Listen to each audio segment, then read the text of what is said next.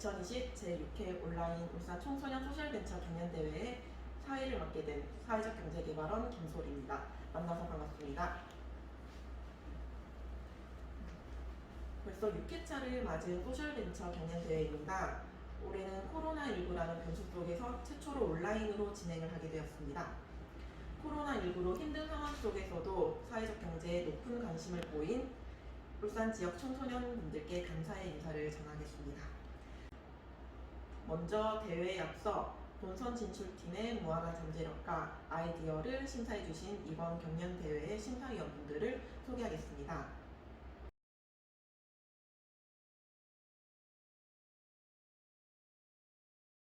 심사위원 5분께서는 공정한 심사를 해주셨습니다. 그리고 경연대회 심사위원장을 맡으신 울산과학대학교 이행수 교수님의 인사 말씀이 있겠습니다. 네, 안녕하세요. 울산 청소년 소셜벤처 경연대회 심사위원장을 맡은 울산과학대학교 이행수 교수입니다. 울산광역시 교육청하고 울산과학대학교 후원에 벌써 6회차를 맞았습니다. 소셜벤처 경연대회가 올해는 처음으로 코로나19로 인해서 비대면으로 진행되게 되었습니다. 직접 대회에서 만나지 못해서 아쉬운 마음이 듭니다만 그 수준은 예년보다 훨씬 더 높아지고 울산 청소년들의 지역사회와 환경 등에 대한 다양한 분야의 소셜 미션에 대한 깊은 이해와 관심에 대단히 놀랐습니다. 네, 사업 실현 가능성, 참신성, 기대 효과 등으로 분류해서 심사 기준을 마련해야 했고 수상팀을 선정했습니다. 우수한 팀들이 많아서 심사하는데 많이 어려움이 있었습니다. 수상 여부하고 관계없이 아마 어른들을 위해서 열심히 준비해서 10개 팀 모두에게 저희들은 박수를 보냅니다. 네, 아무쪼록 여러분들의 멋진 미래하고 건강을 기원하겠습니다. 다들 수고 많았습니다. 네, 감사합니다. 이어서 이번 경연대회를 주최한 사회적경제개발원 배준호 이사장님의 인사 말씀이 있겠습니다. 네, 울산 청소년 소셜벤처 경연대회 주최를 맡은 사회적경제개발원 이사장 배준호입니다. 반갑습니다. 벌써 6회째나 맞은 이번 경연대회에 울산광역시 교육청, 울산과학대학교, 한국CNC, 고려아연, 경남은행 등 많은 기관에서 아낌없이 후원해 주신 데에 대해서 대단히 감사하다는 말씀을 전합니다. 이번 대회에는요, 코로나 사태로 인해서 처음으로 비대면 경연대회를 개최하게 되었습니다. 하지만 그 수준만큼은 예년보다 훨씬 더 한층 더 높은 수준의 참가팀들이 경합을 벌였다고 심사위원분들께 전해 들었습니다. 특히 폐마스크를 활용한 업사이클링 창업이라는 코로나 사태를 이기기 위한 여러 아이디어를 가지고 참가한 팀들도 눈에 띄었고요. 아무쪼록 내년에는 코로나 사태가 종식되어서 여러분들과 직접 대면 형태의 청소년 소셜 벤처 경연대회가 열렸으면 하는 바람을 가져봅니다. 다들 수고 많으셨습니다. 감사합니다. 본선대회 진행 순서를 안내해 드리겠습니다. 추첨을 통해 본선 10개 팀의 순서가 정해졌으며 5개 팀 영상을 먼저 보시고 한국사회적기업진흥원 박정현 과장님의 사회적 기업의 이해와 사례 강의를 보신 후 나머지 5개 팀의 영상을 보는 시간이 있겠습니다.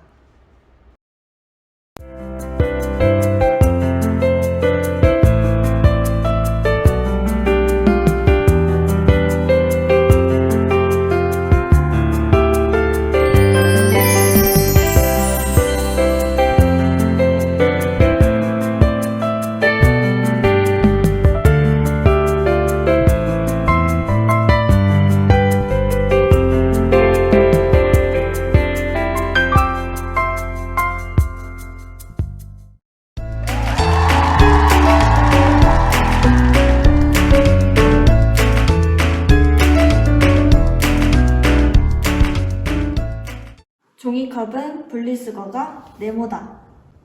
학생들의 의견을 들어보겠습니다.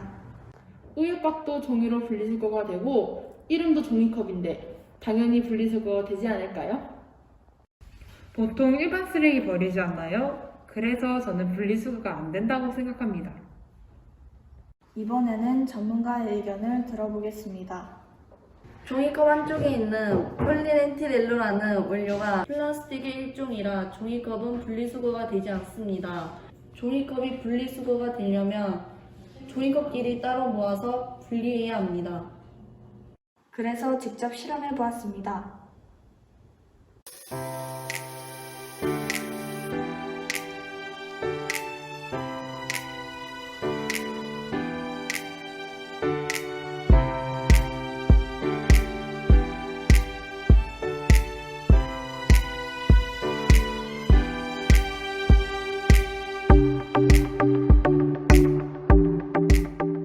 종이컵은 분리수거가 안 된다. 그렇다면 종이컵을 편리하게 분리할 수 있는 방법은 없을까요?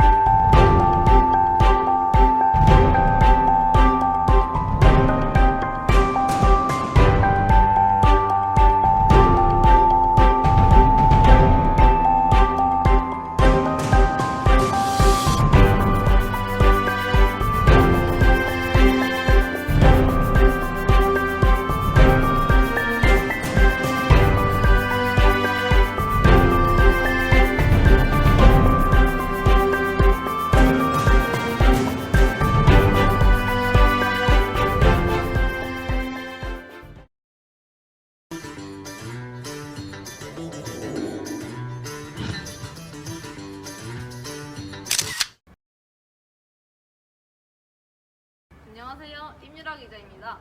오늘 새로 취직하신 김아무기 씨를 만나볼 건데요. 안녕하세요. 네, 안녕하세요. 지금 뭐 하시고 계세요? 네, 안녕하세요. 김아무기 씨. 방금 전에 취직하셨다고 하셨는데 어디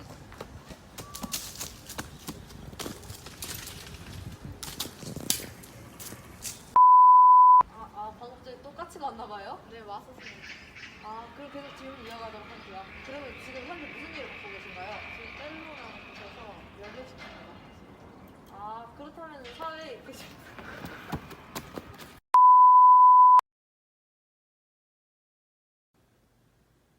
안녕하십니까. 동병상련팀 발표를 맡게 된 임유라입니다. 발표를 하기 앞서 목차를 설명드리도록 하겠습니다. 첫 번째, 문제인식, 두 번째, 사업 설명, 세 번째, 사업 추진 계획, 네 번째, 수학 분석, 다섯 번째, 기대효과 순으로 발표하겠습니다.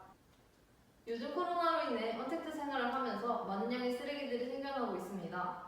1999년부터 노인 비율이 7%가 넘어서 고령화 시대가 되었고 2017년에는 14%가 넘어 고령 사회가 되었습니다. 또한 독거노인 수가 늘어난 만큼 경제적인 어려움과 우울증으로 인해 독거노인 자살률도 증가하였습니다.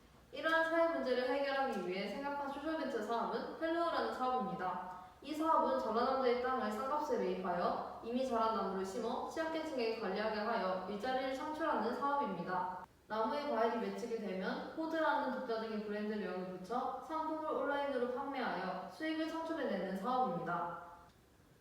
브랜드명 호드는 홈리스 피플, 올드 퍼슨, 디세이블드 퍼슨, 각각 노숙자, 노인, 장애인을 나타내는 영어 단어의 앞글자를 따서 호드라는 브랜드명을 만들었습니다. 취약계층들이 재배한 과일들을 이용하여 비누, 입욕제, 바디워시, 핸드크림, 린스 등등의 상품을 제작합니다. 그리고 상품 포장은 생태계 교란 중인 가시박입으로 포장을 하여 불필요한 쓰레기들을 최소화할 계획입니다. 봄에 다른 계절의 제철 과일나무를 심어 다양한 과일을 이용한 상품을 만들 것입니다. 과일이 맺히기 전 상품 제작이 어려운 시기에는 학교와 계약을 맺어 매년 체험학습을 하여 수익을 창출할 것입니다. 지금부터 이 사업이 추진되어야 하는 이유에 대하여 말씀드리도록 하겠습니다. 문제인식에서도 말씀드렸다시피 독거노인 우울증으로 인한 자살률이 계속해서 오르고 있습니다.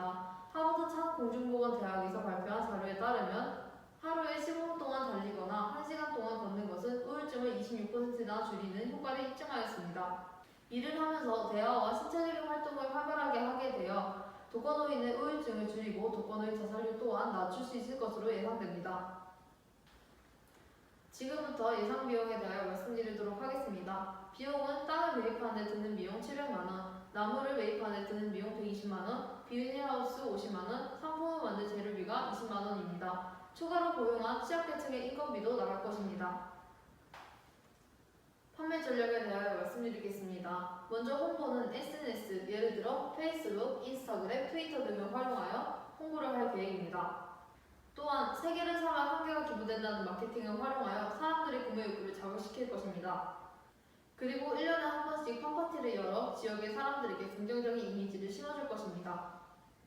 다음으로 수업 분석입니다. 강점은 취약계층의 일자리를 창출시킬 수 있고 가시화기프로 포장을 하여 쓰레기를 감소시킬 수 있습니다. 양점은 초기 비용 부담이 크다는 것이고 자연재해로 인하여 하우스가 무너질 수도 있습니다. 기회로서는 사회적 기업으로 인정받아 정부의 지원을 받을 수 있고 환경오염의 심각성도 함께 알릴 수 있다는 것입니다. 위협으로는 다른 농업인, 즉 다른 농사를 운영하는 것과 경쟁을 한다는 것이고 그리고 소비자들이 익숙한 브랜드를 선호한다는 것입니다. 마지막으로 기대 효과에 대해 말씀드리도록 하겠습니다. 첫 번째로 취약계층의 일자리를 창출할 수 있고 두 번째로는 나무를 심음으로써 환경을 보호할 수 있습니다. 세 번째로는 생태계 교란종을 활용함으로써 생태계 교란종의 번식을 줄일 수 있고 네 번째로는 독거노인 자살률 및 우울증을 인하시킬 수 있습니다. 이상으로 발표를 마치겠습니다. 지금까지 동병상련팀 임유라, 최유정, 전동훈이었습니다. 감사합니다.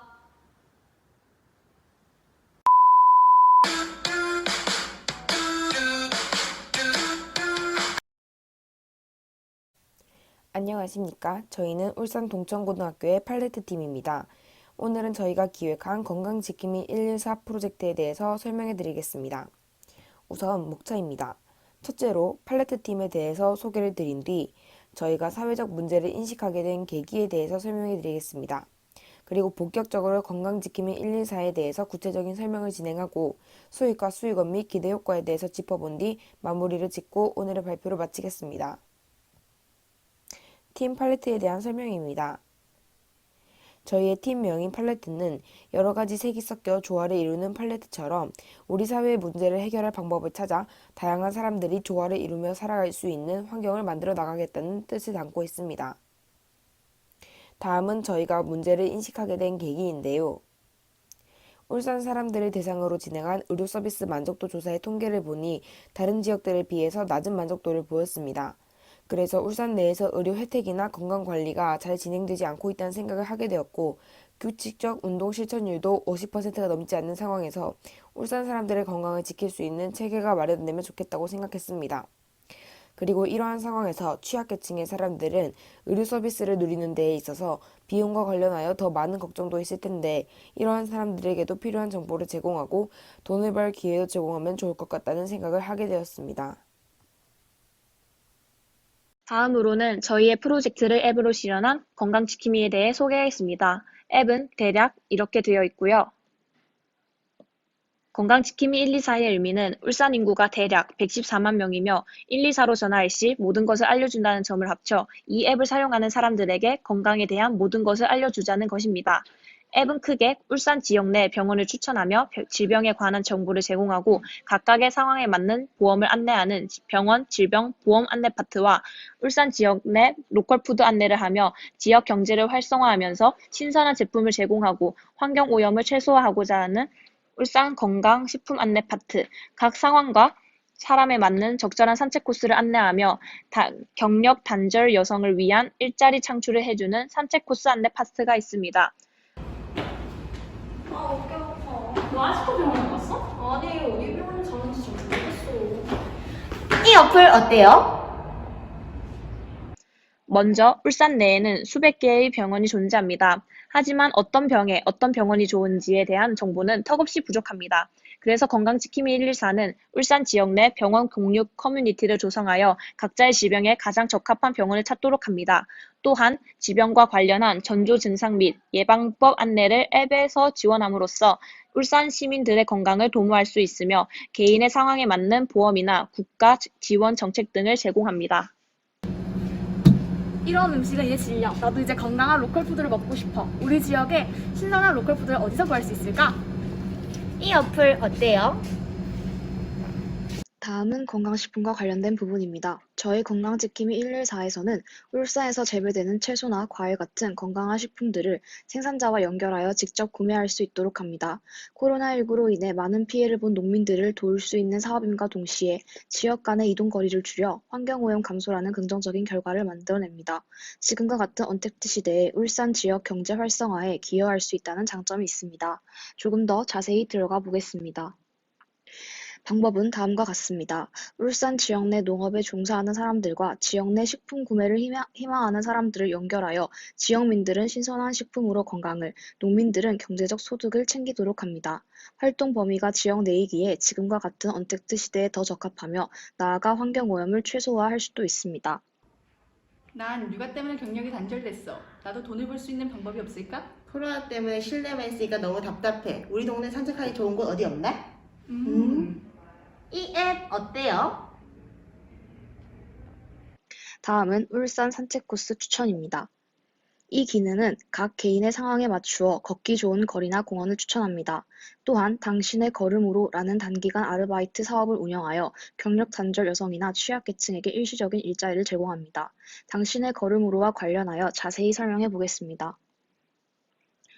당신의 걸음으로 사업은 울산 내에 걷기 좋은 거리 또는 공원으로 선정된 곳을 걸으면서 후기를 남겨 돈을 버는 단기간 아르바이트입니다.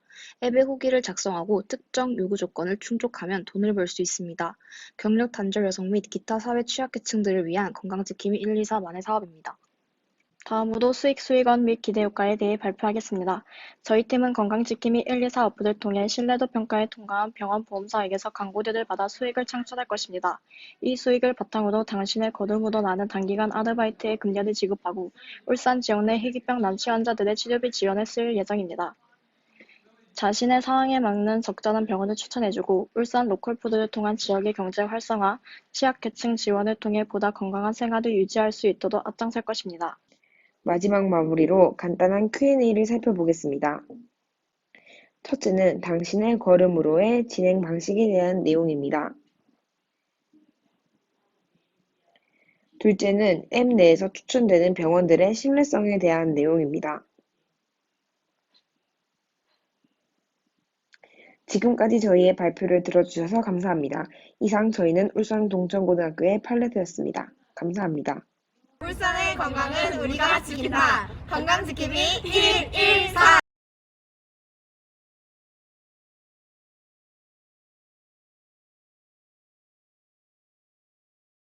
여러분은 비 오는 날 일어나는 안전사고들 그리고 수많은 버려지는 비닐들에 대해서 어떻게 생각하시나요?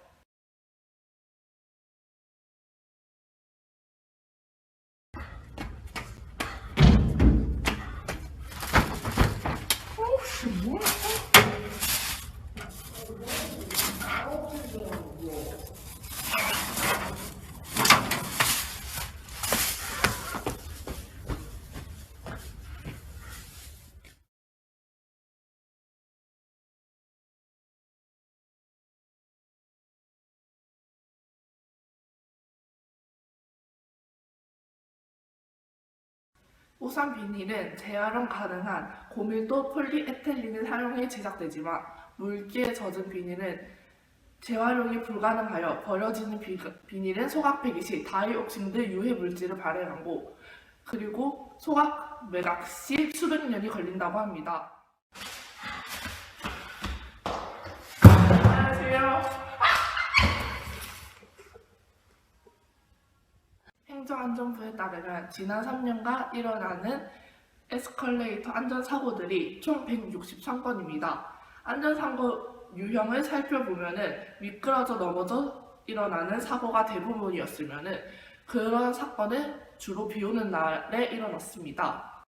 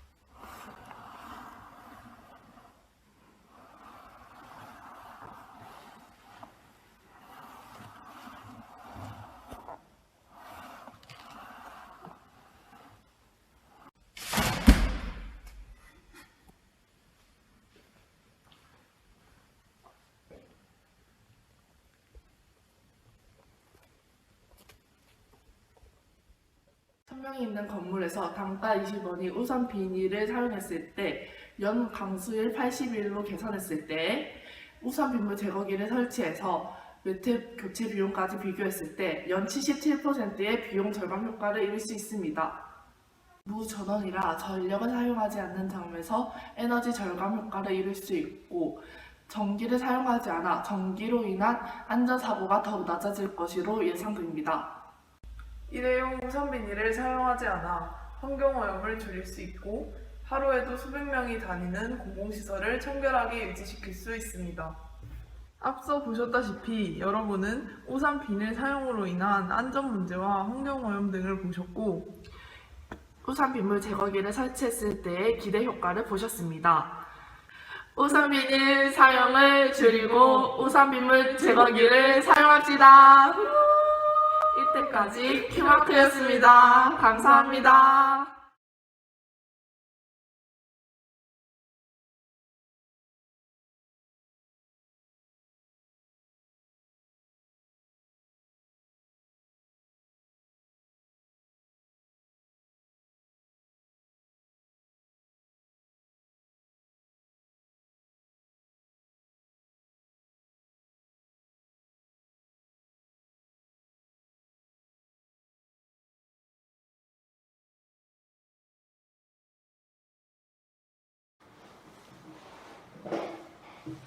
안녕하세요. 저희는 팀 농촌사나이입니다.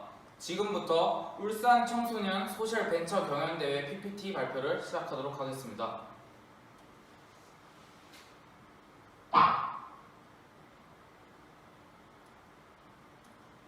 첫 번째로 목차입니다. 저희는 우선 저희 팀의 조언을 소개할 것이고요. 그 다음에 저희가 인식한 사회 문제들을 설명하고 저희가 계획한 사업 내용을 말씀드린 다음에 이러한 사업 내용을 통해 얻을 수 있는 기대 효과를 설명하고 마지막으로 영상 시청 후 발표를 마치도록 하겠습니다. 조언 소개입니다. 우선 저희 팀의 조장이자 조율 및 지휘 역할을 맡은 김재훈 군입니다. 두 번째로 인터뷰 및 섭외 역할을 맡은 장지혁 군이고, 세 번째로 PPT 제작 및 발표를 맡은 저 윤상훈입니다. 그 다음으로 저희가 인식한 사회 문제에 대해 설명하도록 하겠습니다. 위에 보시는 통계 자료는 생활 폐기물의 종류입니다. 음식물류, 종이류, 금속 민유리, 그리고 그 외 갖가지 쓰레기들을 합친 기타가 있습니다. 보시다시피 음식물류가 30%로 생활 폐기물 종류에서도 압도적인 큰 비율을 차지하고 있습니다. 이렇게 전 세계에서 이유 없이 버려지는 농산물만 13억 톤이라고 합니다. 그리고 이렇게 버려지는 음식 폐기물이 온실가스 배출, 수질오염, 악취 발생 등 각종 환경 문제들을 일으킨다고 합니다. 그리고 그 중에서도 이렇게 못난 외형으로 안 팔리는 이른바 못난이 과일들이 아주 많습니다. 저희는 이러한 문제를 해결하기 위해 이 못난이 과일들을 활용하여 위의 문제 해결에 도움이 되고자 합니다. 다음으로 저희가 계획한 사업 내용입니다. 저희는 농촌에 안 팔리는 못난이 과일들을 저희가 직접 산 뒤에 못난이 과일의 판매 조조 이유인 기괴하고 먹음직스럽지 못한 외형을 변형하여 판매할 계획입니다. 못난이 과일들을 잼으로 만들고 반려동물 간식, 그리고 얼굴에 바르는 친환경 과일팩으로 만들어 인터넷을 이용하여 전국의 소상공인과 중대형마트들을 상대로 판매할 생각입니다. 또한 이렇게 모인 수익금을 농촌 발전을 위해 다양한 농촌 지역에 보탬이 되기 위해서 태양광 발전기 설치 기금에 기부함으로써 기업이 이행해야 할 사회적 기능에 충실할 생각입니다. 다음으로 기대 효과입니다. 일반적인 과일로 생산된 제품들보다 훨씬 싼 값에 판매하기에 소비자들에게 가성비와 가심비를 인정받고 푸드 리퍼브 캠페인에 동참함으로써 사회적인 관심을 받아 국내의 푸드 리퍼브 캠페인 활동을 지지하고, 또한 쓸데없이 낭비되는 농산물을 아낌으로써 음식 폐기물에서 발생하는 온실가스의 양을 줄여 지구온난화 문제에 도움이 되고자 합니다. 마지막으로 영상 시청 후 마치도록 하겠습니다. 감사합니다.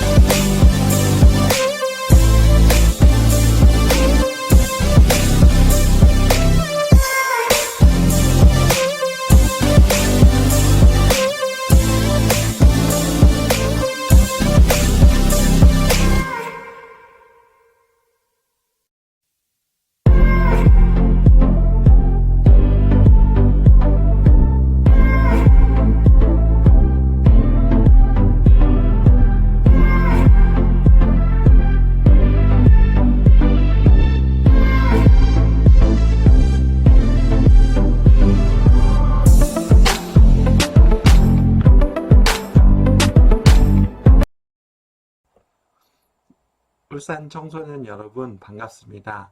저는 한국사회적기업진흥원 박정현입니다. 오늘 여러분들과 함께 공부하고자 하는 이렇게 주제는요, 사회적 기업입니다. 사회적 기업 들어보신 분도 계시고 이렇게 처음 듣는 분도 계실 텐데요. 오늘은 사회적 기업에 대한 기본적인 개념에 대한 이해와 그리고 국내외에 어떤 사회적 기업들이 있는지 함께 사례를 통해서 살펴보고자 합니다. 먼저 사회적 기업이 어떻게 이렇게 등장하게 됐는지에 대한 개념을 여러분들께 말씀드리고자 하는데요. 사진을 제가 몇 장 가져왔습니다. 혹시 왼쪽 위쪽에 있는 이 사진이 혹시 어딘지 알고 계신가요? 예, 여기가 바로 일본의 후쿠시마에 있는 원자력 발전소입니다. 이 원자력 발전소는 이 도쿄전력이라고 하는 민간 기업에서 운영을 하고 있는데요. 약 10년 전쯤에 이렇게 쓰나미가 왔을 때 사고가 나서 현재 100만 톤이 넘는 방사능 물질이 이렇게 지금 매장돼 있는 상태이고요. 이것들을 일본 정부에서 태평양 쪽에 흘려보내려고 이렇게 시도를 계속하고 있는데 국제환경단체나 여기저기서 좀 반대를 해서 지금 약간 딜레이 되고 있는 상황입니다.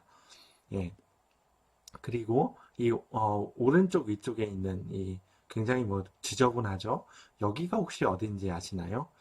여기가 바로 그 신혼여행지로 가장 인기가 많았던 하와이입니다. 하와이는요, 가장 자연이 아름답기로 유명한데, 여기가 어떻게 이렇게 쓰레기들이, 특히 여기 보면 플라스틱이나 비닐이나 병이나 이런 것들이 굉장히 많이 보이는데요. 이렇게 그 해변에 많은 쓰레기가 있는 것이 하와이에 왔던 여행객들이 버리고 그런 것이 아니고, 이 플라스틱 쓰레기가 바로 그 한국, 중국, 일본 같이 동아시아 지역에서 바다에 버린 쓰레기들이 태평양 한가운데 플라스틱 섬이 되어 있는 그런 상황이고요. 그 중에 아주 일부만 이렇게 가까운 하와이 해변으로 밀려 들어가서 이렇게 하와이 해변이 지저분한 환경 오염이 심각한 단계로 되어 있습니다. 그리고 왼쪽 아래쪽에 이렇게 뿌연 그 사진을 하나 갖고 왔는데요. 여기가 잘 보이실지 모르겠는데 바로 그 대한민국에서 현재 가장 높은 롯데타워입니다. 잠실 롯데타워인데 여기가 올해는 좀 코로나 때문에 이렇게 미세먼지가 많이 발생하지 않았는데요. 제가 작년도 사진을 가져왔는데 작년도만 해도 겨울철, 봄철에는 이렇게 미세먼지가 극성을 부리곤 했습니다. 그리고 오른쪽 아래에 있는 이 사진이 충남 태안의 화력발전소인데요. 여기서 김윤균 씨가 이렇게 안타까운 사망사고가 나 있었던 곳입니다. 이 네 가지 사진을 볼 때 역시 도쿄전력도 그렇고 그다음에 플라스틱 폐기물도 그렇고 그다음에 미세먼지, 이 화력발전소 모두 경제적 가치를 추구하다 보니까 발생하는 역효과들입니다. 특별히 이렇게 도쿄전력도 안전장치가 충분히 되어 있다면 쓰나미에 대비해서 안전장치가 이렇게 돈을 많이 들여서 충분히 되어 있다면 조금 이렇게 사고 나는 것들을 방지할 수 있었고요. 그리고 플라스틱 폐기물도 마찬가지로 이렇게 직접적으로 비용들을 아끼기 위해서 또는 무심코 버린 것들이 이렇게 태평양 한가운데까지 가게 되는 것이죠. 누군가의 경제적 가치를 추구하면 누군가는 그에 대한 사회적 비용들을 감당을 하게 되어 있다는 것이 어떻게 보면 지극히 자연스럽고 당연한 거라고 생각을 하는데요. 이 당연한 것들을 이렇게 좀 역효과들을 물리치기 위한 방편에서 태어난 것이 개념이 바로 사회적 기업이라고 보시면 되겠습니다. 다음 이 사진도 마찬가지인데요. 이 사진도 이 아이가 이 산소통을 가지고 있는데 이 아이는 안방의 세월호라고 하는 가습기 살균제 희생자입니다. 그래서 이제 피해자인데요. 가습기 살균제로 이렇게 고통받고 있는 피해 어린이 사진을 넣었고요. 그 다음에 2014년도에 굉장히 우리가 안타깝게 바라봤던 세월호 사건. 이 사건도 마찬가지로 여러 가지 사고의 원인들이 있지만 기본적으로는 일본에서 폐기 처분돼야 될 배가 사용 연한을 늘려줘서 우리나라로 들어오게 됐고 그것이 운행되었다는 점이 어떻게 보면 근본적인 문제라고 볼 수 있겠습니다. 네, 이런 사회적인 문제들을 다양한 역효과나 역기능들을 해결하기 위해서 등장한 것이 사회적 기업인데요. 그러면 사회적 기업은 말 그대로 한마디로 요약을 하면 사회적 가치를 추구하는 기업이다. 사회적 가치는 그럼 무엇이냐? 말 그대로 사회 문제를 잘 해결하는 게 사회적 가치다. 그러면 이 사회 문제는 또 무엇이냐? 사회 문제에 대해서 이렇게 여러분들끼리도 다양한 의견들이 있을 것도 같은데요. 이 유엔에서 17가지 이렇게 지속 가능한 지속 가능한 개발 목표라고 해서 2016년도에 발표한 SDGs라고 하는 17가지 목표가 있습니다. 이 목표가 어떻게 보면은 약간 그 표준적으로 사회 문제에 대해서 이야기하고 있는데요. 첫 번째는 이게 그 빈곤의 그 종말을 얘기하는 거고, 또 두 번째가 배고픔이 이제 기아가 이제 종식되는 것들을 얘기하는 거고, 그 다음에 세 번째가 건강과 웰빙에 관한 이야기고, 그 다음에 그 평등한 교육, 그 다음에 이제 이게 그 다섯 번째가 또 이 젠더 이퀄리티라고 해서 이 양성평등에 대한 문제, 그리고 이 여섯 번째가 이제 뭐 물에 대한 그 문제와 지속 가능한 문제, 이런 등등의 것들이 유엔에서 17가지들을 이렇게 지속 가능한 개발 목표라고 이야기했습니다. 여기 이제 대부분 보면 이런 것들을 해결하는 게 바로 이런 목표를 가지고 추구하는 기업이 사회적 가치를 추구하는 기업이다.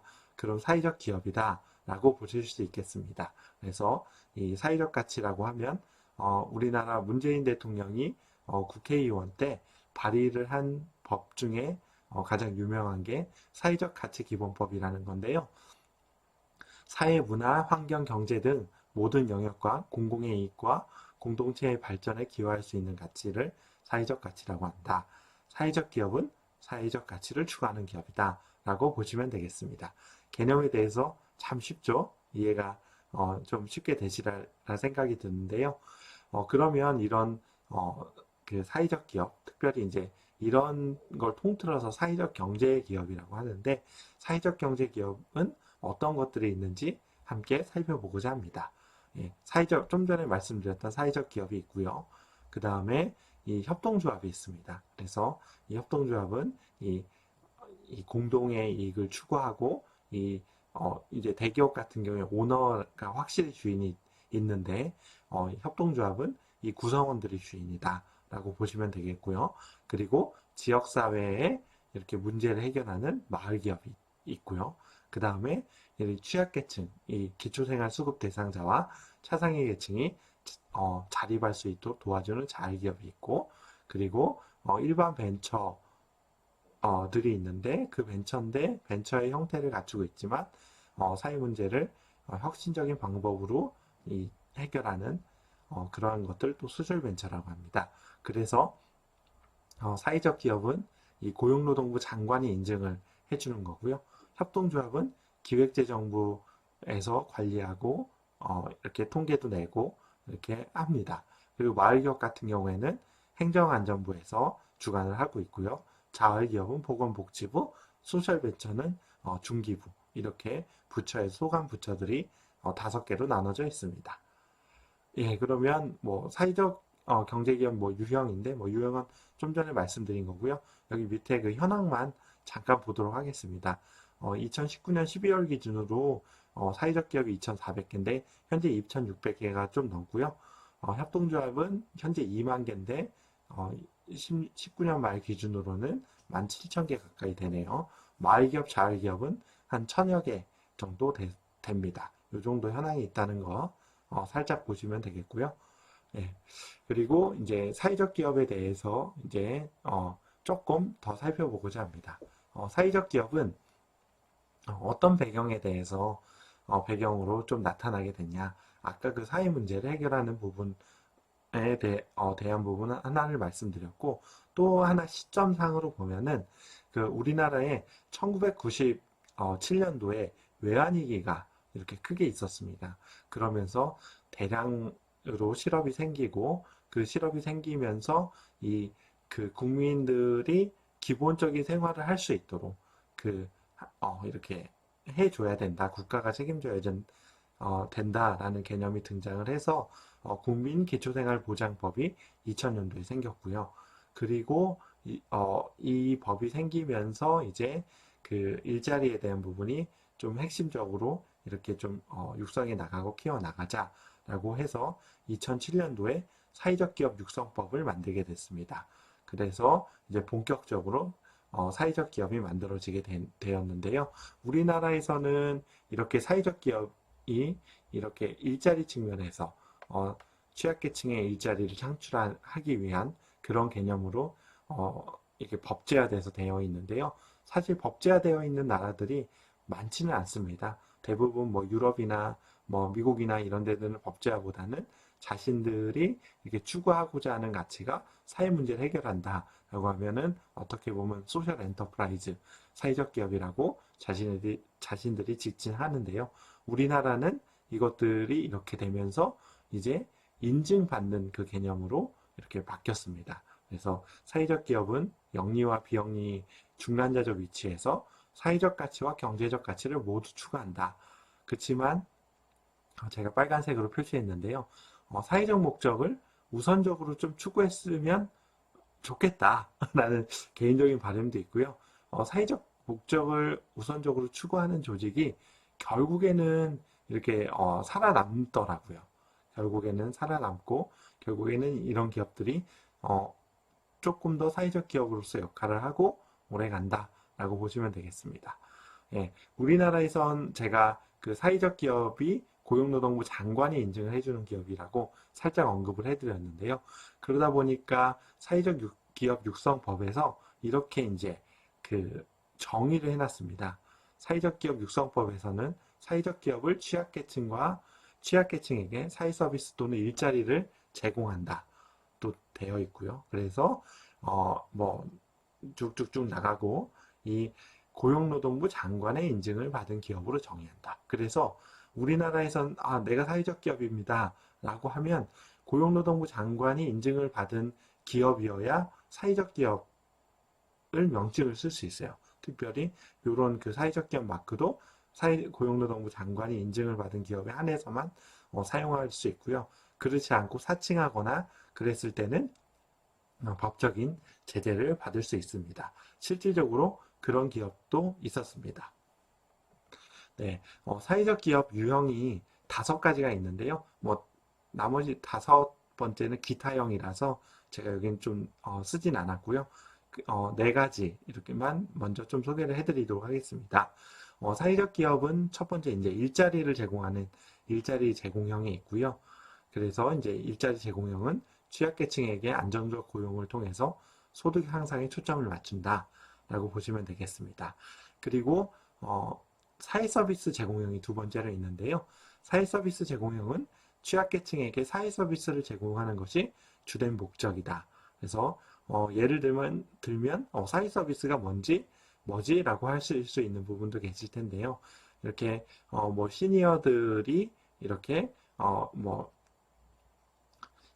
케어를 받을 수 있도록 뭐 돌봄을 받을 수 있도록 하는 것이나 아니면은 뭐 이렇게 취약계층의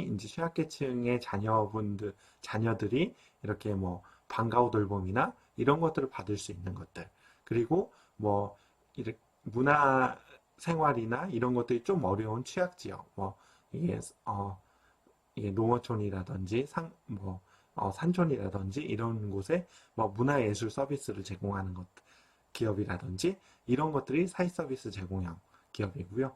그 다음에 일자리를 제공하면서 사회 서비스를 제공하는 둘 다 추구하는 기업이 혼합형입니다.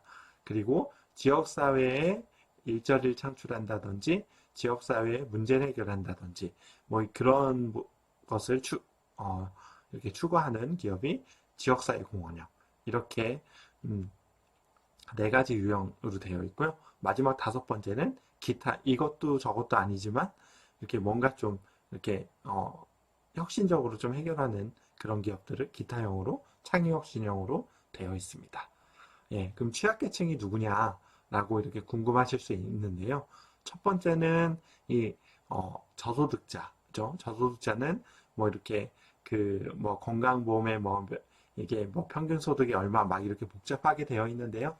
대부분 여러분들 보시면 이제 뭐 기초생활수급 대상자라든지 차상위 계층 이런 분들이 저소득자로 알고 계시면 되고요. 그 다음에 이제 고령자 이 분들도 되어 있습니다. 그래서 우리나라에서 보통 65세 이상을 노인이라고 하는데요. 여기 이제 사회적 기업 육성법에서는 고령자를 55세 이상 만 55세 이상을 고령자로 보고 있습니다. 네, 저도 그렇게 많이 남진 않았네요. 네. 그리고 뭐 북한 이탈 주민, 뭐 그 다음에 장애인, 뭐 노숙자 이런 분들이 취약계층에 해당됩니다. 네, 그럼 사회적 기업 유형별로 이렇게 사례에 대해서 좀 살펴보고자 하는데요. 사회적 기업 첫 번째 유형이 일자리를 제공하는 사회적 기업이라고 말씀드렸는데요. 대표적인 회사 한 군데를 소개하도록 하겠습니다. 여러분들 휴대폰 보면 가장 많이 쓰는 어플 이렇게 중에 보면은 바로 네이버라는 어플이 있는데요. 포털이죠. 예, 저도 이게 습관적으로 이렇게 키면 카톡하고 이 네이버를 이렇게 들어가곤 하는데요. 페이스북도 들어가긴 하지만 네이버를 이게 창업하신 분이 5분이 있었습니다. 그래서 5명이 공동 창업을 했는데 그 중에서 제일 지분을 많이 가지고 역할을 크게 했던 게 이혜진 의장이 있고, 예. 근데 한 3번째 정도, 넘버 3 정도 되는 분이 이렇게 한 3천만 원 정도를 초기에 네이버 이제 90년대 중반에 투자를 했어요. 3천만 원 가지고 투자를 했는데 한 10몇 년 지나서 그것들 매각을 했더니 한 600억 넘게 이렇게 판 거죠. 그리고 세금 떼고 뭐 하고 나머지 돈의 약 한 10%를 가지고 어떻게 보면 사회에 좀 기여를 해볼까 라고 해서 한 30몇 억을 가지고 창업한 게 바로 베어베터라는 회사인데요. 이 베어베터는 쉽게 이야기를 하면은 이 케이터링 서비스도 하고 그 다음에 커피숍도 운영하고 복사, 인쇄, 기타 이런 것들을 하는 꽃배달 서비스도 하고 하는 그런 기업인데요. 여기가 이제 2012년 6월에 창업을 했고 작년도 이제 매출로 89억 정도를 했고요. 그 중에 240명 정도의 발달장애인을 현재는 고용을 하고 있습니다. 여기가 이제 성장하게 된 계기가 이제 네이버 창업주면 주변에 아는 사람들도 많이 있었겠죠. 그 아는 사람들한테 자기네 인쇄 한번 써봐. 우리 케이터링 한 번만 써봐. 라고 처음에 부탁을 했어요. 그래서 인쇄, 케이터링 이런 것들을 써봤더니 품질이 괜찮은 거죠. 그러면서 이제 그쪽에 막 홍보하고 열심히 했던 게 이 장애인 연계 고용제도라는 건데 이게 이제 일정 규모 이상, 보통 이제 300인 이상이나 500인 이상의 그런 회사들은 장애인을 의무적으로 0.3%인가 고용을 하게끔 되어 있습니다. 근데 그 고용을 하지 않게 되면 이제 과태료, 벌금 이런 것들을 내게 되는데요. 그런 것들을 이제 감면받을 수 있는 것이 이 장애인들이 만든 생산품이나 이런 것들을 구매하게 되면 그거에 비례해서 이제 그런 과태료 벌금을 깎아주게 되는 거죠. 그러면서 거래처 400개 정도 이렇게 만들어서 이 7년 만에 굉장히 한 300명 정도 고용하는 기업으로 성장을 하게 됐는데요. 주변에 발달장애인 분들이 계신 분들은 아실 수도 있는데 발달장애인 분들이 여러분들과 같은 이제 청소년 시기까지는 학교에서 케어를 받고 이렇게 하기 때문에 크게 어려움이 없는데 이제 성인이 되면 이제 취업이나 이런 것들이 굉장히 어렵거든요. 그래서 계속 그냥 엄마들이랑 같이 집에만 있는 상황인데요. 그러다 보니까 이제 어떻게 보면 이렇게 240명의 발달장애인을 고용했다는 건 240명의 엄마들을 어떻게 해방시켰다라고 보시면 아주 쉽게 이해를 하실 수 있습니다. 다음 여기 사진이 요분이 바로 김정호 대표고요. 같이 이제 공동대표로 있는 이진희 대표인데 이제 두 분은 네이버에서 직장 상사와 임원 담당 팀 직장 임원일 때 이 김정호 대표가 임원일 때 이제 팀장으로 이제 직장 이게 상사 부하 관계였는데요. 이 이진희 대표 이분 자녀가 발달장애인이다 보니까 이렇게 어렵게 직장 생활하는 것들을 김정호 대표가 봐왔대요. 그러면서 네가 제일 발달장애인 문제를 잘 해결할 수 있으니까 이 회사를 좀 맡아서 해봐라 라고 해서 이 회사를 이렇게 이진희 대표와 같이 창업을 이렇게 해서 현재 이제 한 몇 년 전 사진인데요. 한 200명 정도 있을 때 이렇게 단체 사진도 제가 가져와서 봤습니다. 그러면 이제 베어베터를 소개하는 영상을 잠깐 보시도록 하겠습니다. 아이고, 네. 갑자기 넘어가질 않네요. 다시 시도해 보도록 하겠습니다.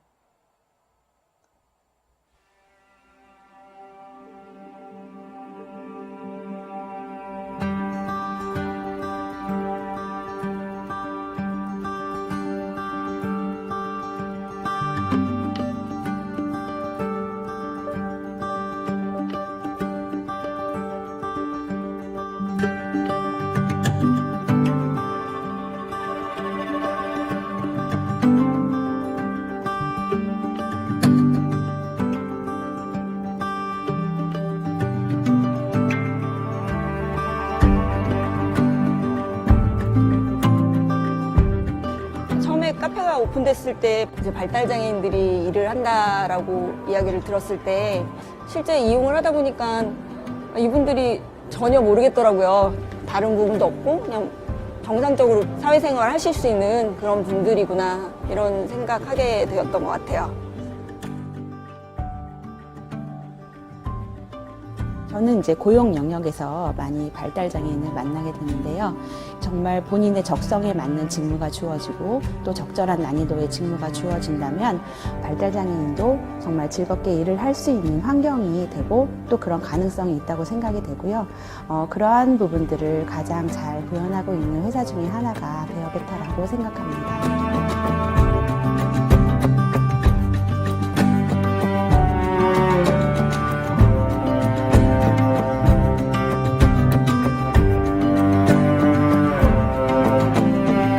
처음에 발달 장애인들이 만드는 제품을 받아보는 거래를 시작하면서 이 제품의 품질이 우수할까 하는 걱정도 되었습니다. 하지만 사업장을 직접 방문해서 그 만드는 과정이라든가 그 품질을 꼼꼼하게 만드시는 열정들을 보고 확신을 가지게 되었고, 만들어진 제품들을 저희 회사에서 받아보는 바로는 이전의 제품들과 비교해서 전혀 손색이 없고 오히려 꼼꼼하고 더 잘 만들어졌다고 생각을 합니다. 처음엔 저희도 발달장애인들이 생산하고 또 공급하는 제품이라고 해서 살짝 염려가 있기는 했어요. 그런데 저희처럼 스피드를 굉장히 중시하는 기업의 요구에 맞게 굉장히 정확하게 또 저희 회사보다 훨씬 빠르게 좋은 퀄리티의 제품들을 제공을 해주셔서 만족하고 있고요. 그래서 지금은 명함 외에도 달력, 그리고 IBM 전 직원이 사용하는 교육의 교재, 그리고 저희가 중요한 행사가 있을 때 케이터링 통해서 커피와 맛있는 쿠키까지 서비스를 받고 있습니다. 우리 유진이가 베어베터 다니면서 이렇게 즐겁게 일을 하는 걸 볼 때 애들 특성을 잘 살려서 그 분야를 이렇게 서로 배분해 주니까 그 애들이 더 일을 능률적으로 하고 일을 즐겁게 하는 것 같더라고요. 그래서 좀 베어베터는 너무 좀 좋고 감사하고 감사해요. 진영이는 자폐아이이기 때문에 낯선 사람과 눈 마주침이 잘 안 되었는데 직장에 취업한 이후로부터는 일반 동네 분들과의 만남에서도 눈 마주침이 훨씬 더 잘 되고 전보다 훨씬 분명한 말투와 발음으로 이야기하게 되었어요. 베어베터라는 회사를 통해서 진영이가 한 사람의 성인으로 성장한 모습 자체가 기적이라고 생각하고 행복하게 살고 있습니다.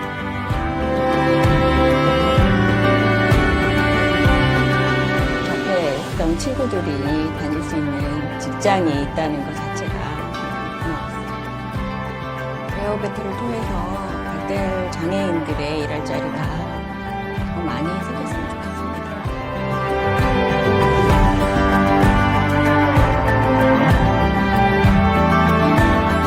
발달장애인의 특성을 이해하고 거기에 맞는 전문적인 직업교육을 할 수 있다면 누구보다 훌륭하게 자기 몫을 해낼 수 있다고 봅니다. 베어베터는 각각 개개인의 발달장애인 장점을 발견해서 직업으로 잘 연결하는 그런 노하우를 가지고 있는 좋은 회사라고 생각이 듭니다.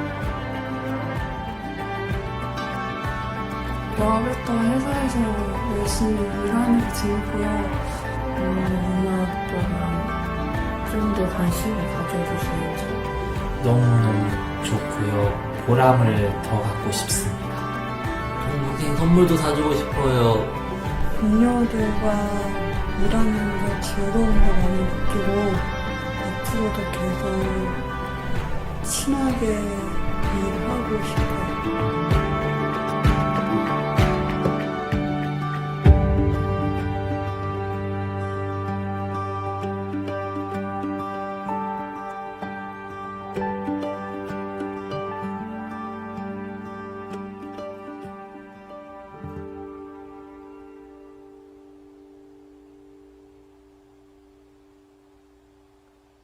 네, 베어베터 그 소개하는 영상을 살펴봤는데요. 베어가 이제 발달장애인들이 걷는 게 이제 곰 같다고 해서 이게 베어라고 좀 했고요. 그다음에 곰들이 이제 더 나은 세상을 만들어 간다. 그리고 곰들이 더 살아가기 더 좋은 세상이 되었으면 좋겠다라는 바람으로 그렇게 이름을 지은 것 같습니다. 이게 뭐죠? 저기 이제 그 이름도 잘 되는 기업은 이름부터가 이제 딱 느낌이 확 오는 것 같아요. 예. 다음으로 넘어가면요. 사회 서비스 두 번째 유형이 사회 서비스 제공형인데 휴먼케어라고 하는 그 협동조합입니다. 협동조합인데 요 휴먼케어는 어떤 회사냐면 2008년도에 설립했고 그다음에 이제 그 주야간 이제 그 시니어 분들한테 돌봄 서비스랑 그 다음에 이제 뭐 방문 요양 서비스 뭐 이런 것들 하는 회사입니다. 그래서 지역 자활센터라고 해서 이제 아까 자활기업이라고 제가 살짝 언급해 드렸는데 취약계층이 이제 자립할 수 있도록 도와주는 자활기업에서 처음에 시작을 했고요. 직원들이 이제 우리 사주로 이제 참여를 해서 이제 했고 이제 요양원이나 요양병원에 가보신 분들이 계실지 모르겠는데요. 이렇게 그 어르신들이 요양원, 요양병원에 가 계신 거 보면 참 좀 이렇게 안쓰럽고 안타까운 마음들이 있는데 그나마 이제 이 기업 같은 경우에는 이제 제가 좀 방문해보고 했었는데요.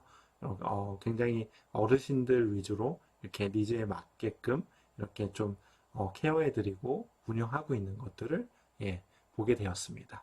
여기 이제 오른쪽에 있는 대표가 여성분 이제 송유정 대표인데요. 되게 여장부시고 이렇게 사업을 굉장히 잘하십니다. 이제 이런 사진들 있고요. 그리고 이제 테스트웍스 혼합형 세 번째인데요. 이 테스트웍스는 여러분들 그 어플리케이션이나 뭐 그런 시스템들이 이제 사람들이 이제 맨 마지막에 출시되기 제일 직전에 이제 사람들이 일일이 잘 되는지 안 되는지를 테스팅하는 그 일들을 합니다. 근데 이제 요것들을 가지고 이제 경력단절 여성분들 일자리나 발달장애인 분들 일자리를 창출하고요. 그리고 그분들한테 교육하는 이렇게 취업이 잘 될 수 있도록 교육도 하는 서비스를 하고 있고요. 이분이 이제 윤석원 대표인데 윤석원 대표가 삼성전자에서 이제 수석연구원 하시다가 이제 자원봉사로 이제 그 여성인력개발센터에 자원봉사를 갔는데 거기서 이제 이렇게 자원봉사 이제 교육을 하고 했는데 그 이제 경력단절 여성분들이 굉장히 꼼꼼하고 일을 잘해서 이제 여러 이제 아는 기업에 이제 취업을 시켜줬대요. 아는 기업에 취업을 이제 시켜주고 거기서도 또 이제 성과를 내니까 이제 안 되겠다. 자기가 이 사업을 좀 해봐야 되겠다라고 해서 시작을 했습니다. 이게 초창기에 현재는 그 한 40명 정도 근무한다고 하더라고요. 매출도 꽤 되고 40명 정도 현재는 근무를 하고 있습니다. 이때는 이제 초창기 때 제가 이제 좀 친하게 지냈을 때 그때 이제 찍은 그때 이제 사진들을 제가 보았습니다. 그리고 이제 지역사회공헌형은 어떤 거냐면 이제 그 지역사회에 어떤 문제를 해결한다든지 이런 그 것들을 지역사회공헌형 사회적 기업이라고 하는데요. 청도 코미디 시장이라고 그 여러분들 청도를 아실지 모르겠는데 이제 굉장히 이게 시골이잖아요. 뭐 저한테는 뭐 소싸움 뭐 이런 거밖에 생각이 안 나는 도시도 아니죠. 예, 지역인데 여기가 이제 사회적 기업으로 한창 유명해진 곳이 있는데 이 전유성 씨라고 하는 코미디언 업계의 대부인 전유성 씨가 있는데요. 그 전유성 씨가 이제 은퇴 이렇게 뭐 약간 이 청도군의 칩거 생활을 하게 되었는데요. 이제 아무래도 이제 코미디언계의 대부다 보니까 이제 후배들이 찾아가서 좀 이제 이 도제식으로 전수를 해달라고 막 그렇게 따라가서 이렇게 알려주고 하다 보니까 거기서 이제 막 먹고 자고 하면서 막 합숙도 하고 막 그렇게 해서 코미디를 연습을 하고 했었대요. 그러다 보니까 그러면 이제 그 지역 주민들이 봤었을 때 그럼 조그만 소극장 하나 만들어서 후배들이 여기서 공연하고 그 사람들을 이쪽에 오게끔 하면 어떨까라는 아이디어에서 출발을 했고 이게 이제 대박이 친 거죠. 그래서 매년 거의 이제 다 매진되는 그런 성과를 거두게 됐는데요. 그러면서 여기 와서 이제 코미디만 보는 게 아니고 지역 특산물도 사고 그 다음에 지역에서 먹기도 하고 뭐 이러면서 지역이 유명해지게 된 거죠. 그래서 이제 이런 식으로 이제 공연도 하게 되고 이분이 이제 전유성 씨죠. 이렇게 지역사회의 자원을 가지고 활용을 해서 지역사회의 문제를 해결하는 기업이 바로 지역사회공헌형 사회적 기업이다 라고 보시면 되겠습니다. 유형대로 봤고요. 이렇게 이제 좋은 일들을 하니까 사회적 기업이 이제 정부에서 좀 지원을 해줍니다. 그래서 한 5년 정도 이제 인건비 같은 것들을 지원을 해주고요.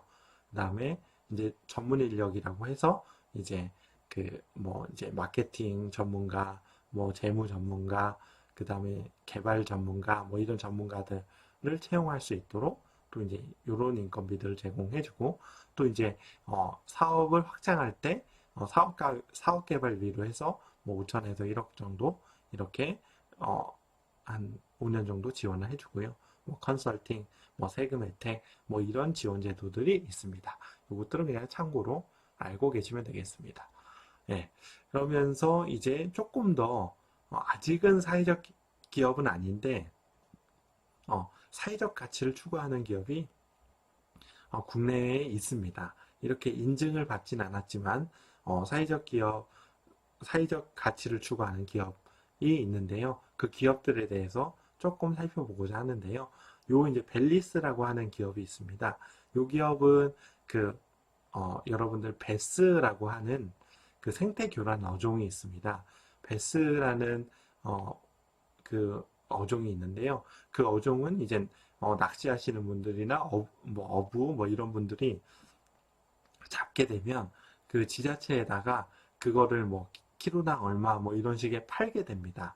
그러면 지자체가 그 비용을 가지고 수매를 해주는 거죠.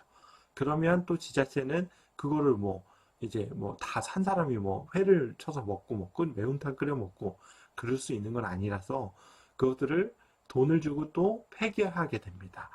이 벨리스는 그런 베스들을 지자체로부터 폐기할 수 있는 비용들을 무료로 받아와서 그런 것들을 절감해서 무료로 받아와서 그것들을 가지고 간식이나 뭐 반려동물 용품들을 만들어서 판매하는 기업인데요.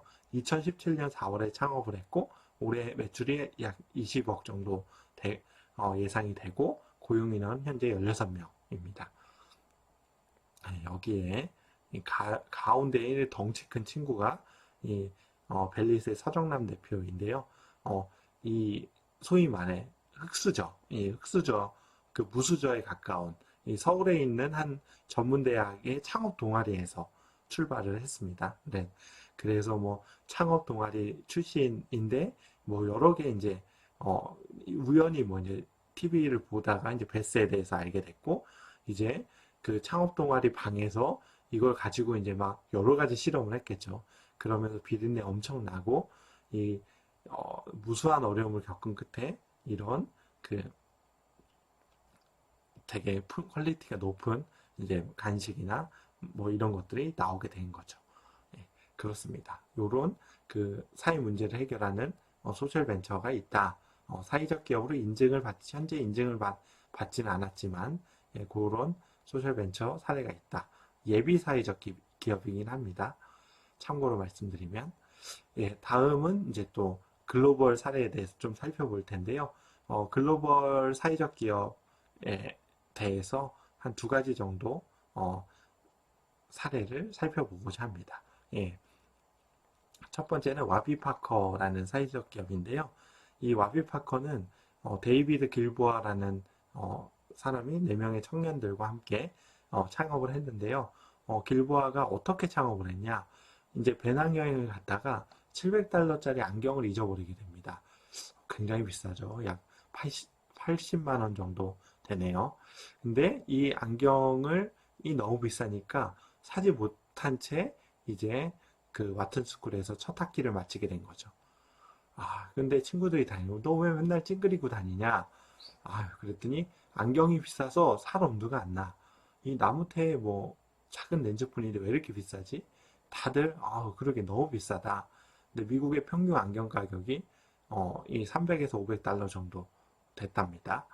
그래서 이제 그 4명의 안경 쓴 4명의 청년이 이제 그 기업가 정신에 대해서 강의를 듣다가 이거 비즈니스 모델로 한번 발전시켜 가보자, 이렇게 의기투합하게 됐어요. 그랬더니 충격적인 사실을 접하게 됐죠. 안경 산업이 독점화되어 있던 거예요.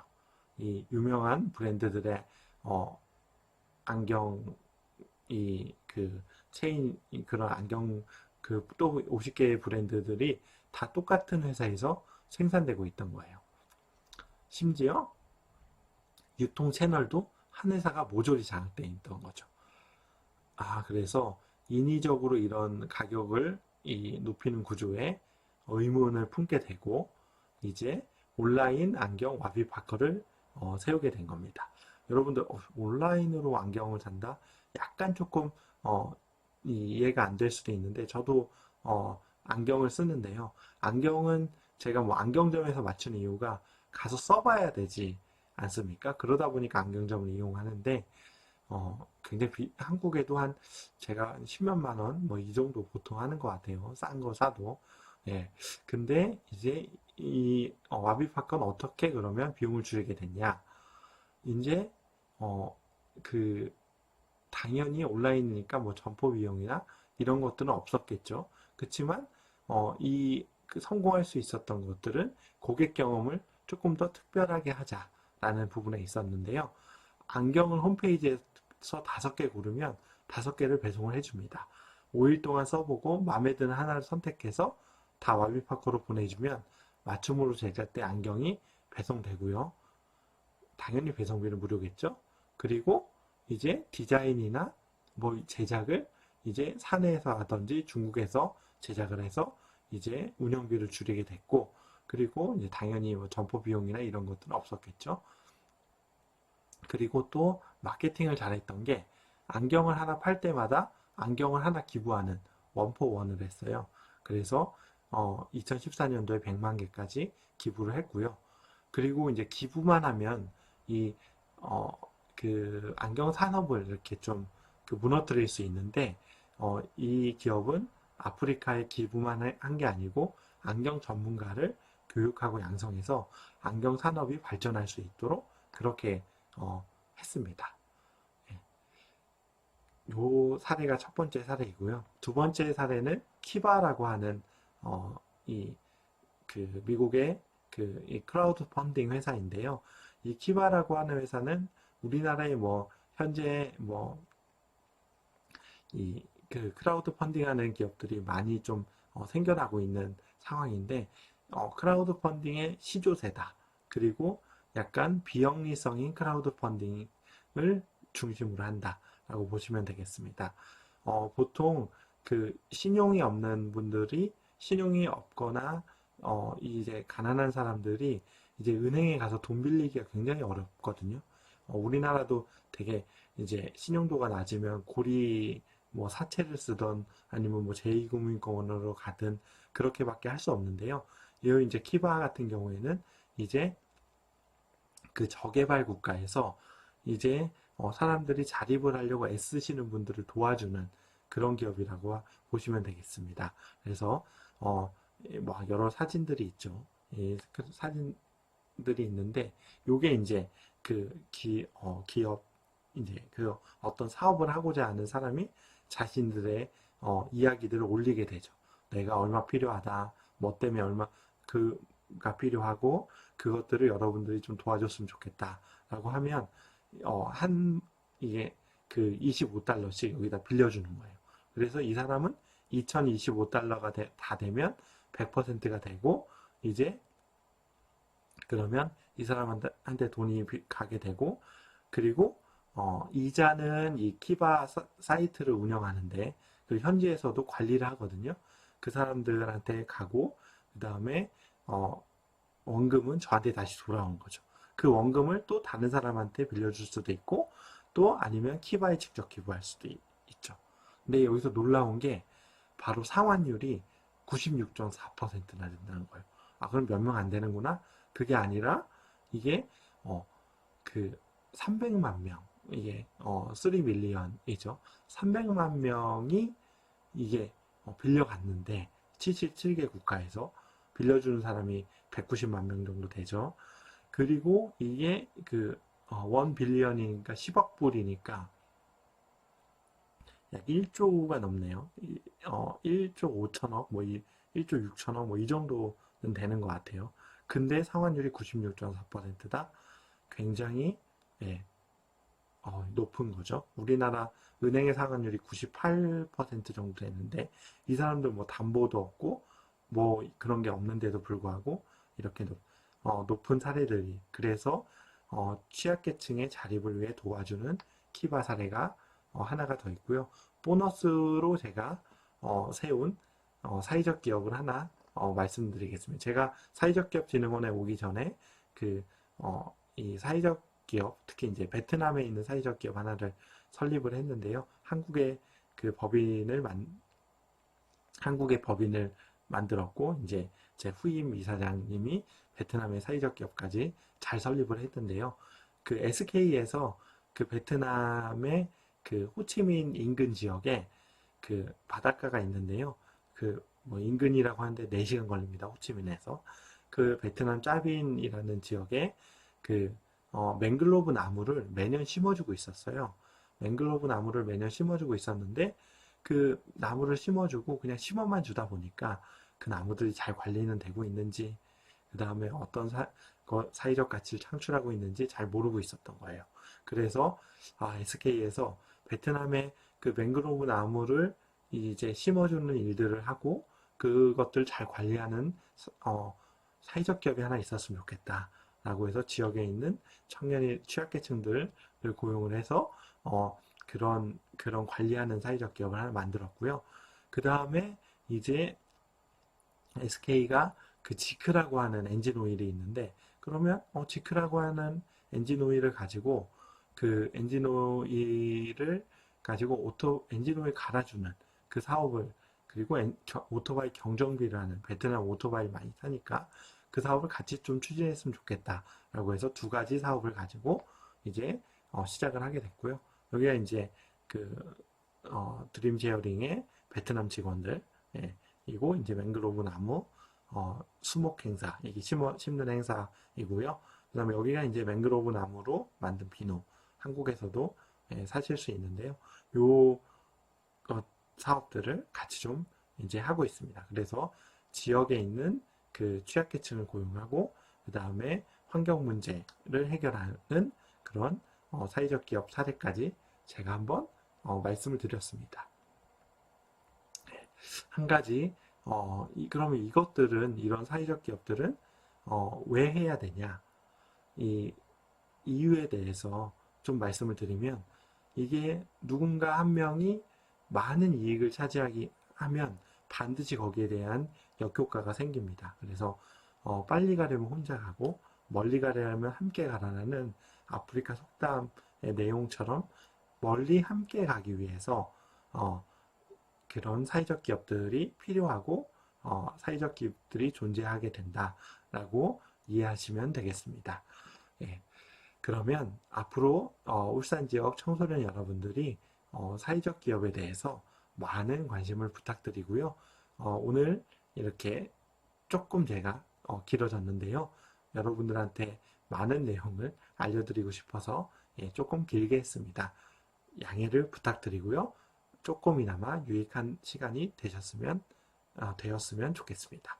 네, 그러면 저의 강의는 이것으로 마치도록 하겠습니다. 감사합니다.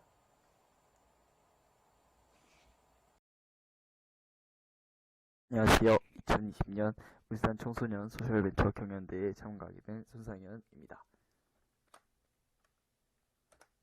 저희 팀으로는 손상현, 이동민, 정재훈, 박상민, 정우석이 있습니다. 넘어가도록 하겠습니다. 첫 번째 목차. 자, 저희 이제 PPT에서는 첫 번째로 사회적 문제 인식, 저희가 사회적 문제라고 인식한 것을 알려드릴 거고요. 두 번째는 저희의 브랜드를 소개하겠습니다. 세 번째는 저희의 제품, 네 번째는 기대 효과를 설명함으로써 이 PPT를 마치도록 하겠습니다. 자, 첫 번째 사회적 문제인식.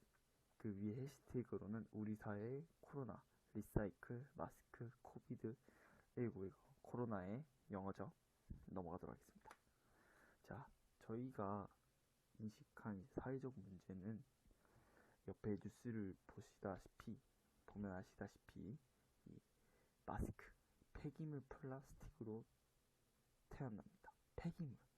지금 마스크가 길거리에 버려지고 함부로 막 날라다니고 해가지고 사회적 문제가 장난이 아니에요. 저도 그걸 정말 많이 느끼고요. 옆에 코로나19로 인해 전 세계인들이 마스크를 착용하고 있는데 그 마스크로 인한 사회적 피해가 나오고 있습니다. 저희는 여기서 사회적 문제를 파악했습니다. 길거리에 막 버려지는 마스크들을 재활용하고자 합니다. 넘어가겠습니다. 빠르게 넘어갈게요. 이제 저희 브랜드를 소개하자면 영어로 리마스클, 옆에 밑에 보시면 리사이클, 재활용하다, 마스크, 이 합성어인데 제가 만들었어요. 리마스클. 네, 간단하게 리마스클. 입에 탁착 달라붙지 않나요? 제품을 소개하겠습니다. 자, 저희가 생각한 이제 제품으로는 버려지는 마스크들을 다 한데 모아요. 한데 모아서 깨끗이 소독합니다. 햇빛에 말리고 뭐 소독약 뿌리고 정말 깨끗이 소독을 해요. 정말 깨끗이 소독을 한 다음에 그것들을 두 겹씩 꽁꽁 이렇게 붙여가지고 이어가지고 쓰레기 포대를 만듭니다. 여기 플러스는 그냥 합성하다는 그런 뜻이거든요. 마스크로 쓰레기 포대를 만듭니다. 저희가 생각한 아이디어입니다. 그러면 이제 사회적 기업이라 하면은 국가에서 이제 지원도 해주지 않겠습니까? 국가에서 인증하는 이제 쓰레기 포대로 하는 거죠. 마스크로 쓰레기 포대를 만든다는 저희의 제품인데 빠르게 넘어가 보도록 하겠습니다. 기대 효과. 이제 저희가 생각한 기대, 이제 제일 중요하죠. 기대 효과. 첫 번째 기대 효과로는 재활용. 다 쓴 마스크를 재활용함으로써 환경 오염의 방지에 조금이라도 이바지할 수 있습니다. 재활용 얼마나 좋습니까? 지금 국가적 차원에서 재활용 정말 이제 지원하고 있는데, 두 번째 기대 효과는 일자리 창출. 마스크 소독. 이제 마스크를 소독하는 일, 제작하는 일. 그 마스크를 제작한다는 게 아니라 이제 그 쓰레기 포대를 제작하는 일을 위해 일자리를 만들 거고요. 그 일자리를 만들어 실업률을 조금이라도 줄이는데 이바지할 수 있습니다. 세 번째, 쌍갑. 따로 뭐 면이나 천이나 그런 준비물이 필요하지 않기 때문에 마스크들만 이어서 두 겹씩 이어서 팔기 때문에 정말 싼 값에 팔 수 있어요. 자, 이렇게 발표를 간단하게 마치고요. 감사합니다.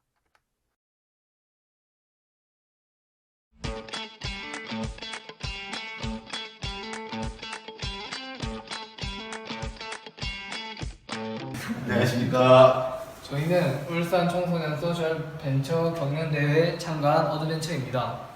저는 대표 조혜찬입니다. 저는 촬영 및 편집을 담당한 임도현입니다. 저는 기획을 담당한 류강희입니다. 잘 부탁드립니다.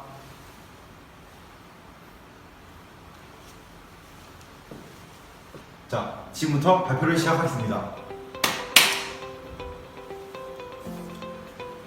어드벤처가 집중한 사회문제, 코로나19의 확산입니다. 어드벤처가 생각해낸 소셜벤처는 라이프밴드입니다. 두 번째로, 소셜벤처 라이프밴드가 코로나19에 미치는 영향. 세 번째, 소셜벤처 라이프밴드가 사회에 미치는 영향. 마지막으로, 소셜벤처 라이프밴드의 요약과 설명 순서로 발표를 진행하겠습니다. 어드벤처가 생각해낸 소셜벤처 라이프밴드. 라이프밴드의 의미는 생명을 의미하는 라이프와 몸에 붙이는 밴드를 합성한 것으로 생명을 구하는 밴드라는 뜻입니다. 라이프밴드는 폐 마스크를 재활용한 체온 감지 밴드입니다. 라이프밴드는 변온 색소, 즉 온도에 따라 색상이 변하는 색소를 사용하여 만들어진 밴드로 라이프밴드의 색 변화를 눈으로 보고 체온을 쉽고 빠르게 확인할 수 있게 도움을 주는 제품입니다. 소셜벤처 라이프밴드가 코로나19에 미치는 영향은 첫 번째, 전염병 확산의 방지. 라이프밴드는 체온이 37.5도 이상으로 측정이 될 경우에 색이 변하여 쉽고 빠르게 코로나 의심 환자를 찾아내어 전염병 확산을 막을 수 있습니다. 두 번째, 폐 마스크의 재활용. 전염병 확산 후 전 세계에서 한 달에 1000억 개가 넘는 폐 마스크가 버려진다고 합니다. 라이프밴드는 이런 버려진 폐 마스크를 재활용하여 체온 감지 밴드를 만들 것입니다. 자, 세 번째, 경제적 피해자의 구제. 전염병의 확산으로 피해를 입은 소상공인 또는 그 소상공인의 가족 위주로 직원을 채용하여 경제적 도움을 줄 수 있도록 노력할 것입니다. 소셜벤처 라이프밴드가 사회에 미치는 영향은 소셜벤처 라이프밴드는 제품이 팔릴 때마다 같은 제품을 빈곤층에 기부할 것입니다. 라이프밴드는 버려지는 폐 마스크를 재활용하기 때문에 환경에 도움을 줄 수 있습니다. 자, 여기서 라이프밴드가 어떻게 기부를 할 수 있을까? 라이프밴드는 버려지는 폐 마스크를 재활용하는 제품이기 때문에 생산 비용이 아주 저렴하기 때문에 기부를 할 수 있습니다. 자, 두 번째, 라이프밴드가 환경에 도움을 줄 수 있는 이유. 라이프밴드는 폐 마스크를 사용함으로써 버려지는 마스크의 양을 대폭 줄일 수 있습니다. 소셜벤처 라이프밴드의 요약과 설명. 라이프밴드는 여러가지 사회 목적이 합쳐진 소셜벤처입니다. 일자리 제공형과 사회적 서비스 제공형이 합쳐진 혼합형 소셜벤처라고 할 수 있습니다. 첫 번째, 일자리 제공형. 라이프밴드는 전염병 유행으로 피해를 입는 가정 위주로 직원을 채용하여 도움을 줍니다. 두 번째, 사회적 서비스 제공형. 라이프밴드는 빈민층에게 라이프밴드를 무료로 제공하므로 빈민층에 도움을 줍니다. 세 번째, 환경 친화적. 버려지는 폐 마스크를 재활용함으로써 버려지는 쓰레기를 줄입니다. 네 번째, 전염병 확산의 방지. 라이프밴드는 전염병 의심 환자를 바로 알아볼 수 있기 때문에 전염병 확산을 쉽게 막을 수 있습니다.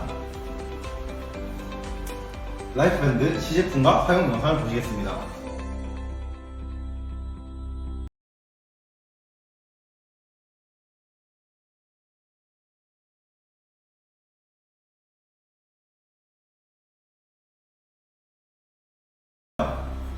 여기까지 어드벤처 팀의 발표였습니다. 잘 들어주셔서 감사합니다.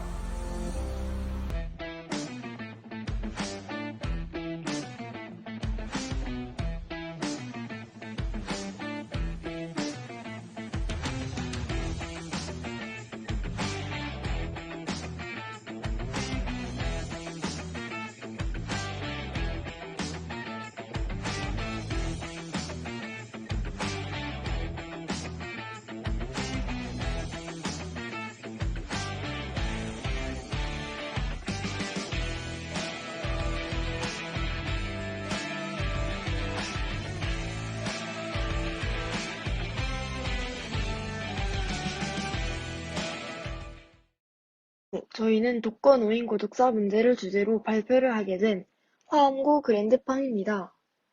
우선 저희 팀이 오늘 발표할 순서는 다음과 같습니다. 먼저 여러분은 살아야 할 날이 수십 년 남았다는데 내 역할은 사회에서는 끝난 것 같다 라는 문장을 듣고 누가 말했을지 상상이 가시나요? 고독사한 노인분의 유서의 한 구절이라고 하는데요.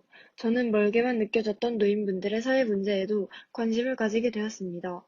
여러 자료를 찾아보니 상황은 더욱 심각했습니다. 노인 사회 문제의 심각성 실태는 다음과 같습니다.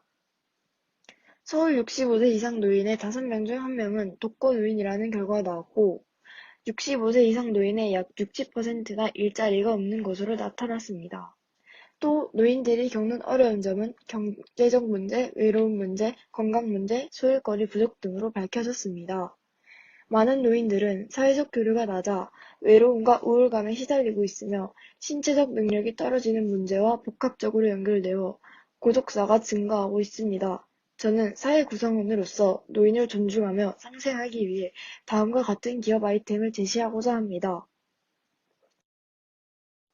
다음으로 저희 아이템을 소개하기 전에 저희 그랜드팜에 대해서 소개하자면 기업의 이름은 조부모라는 의미를 가진 그랜드페런츠의 그랜드와 농장을 의미하는 팜을 합쳐 기업의 이름을 그랜드팜으로 정해보았습니다. 그랜드팜의 실행 계획은 농장 설립, 판매, 광고 총 3파트로 나눠서 설명할 수 있습니다.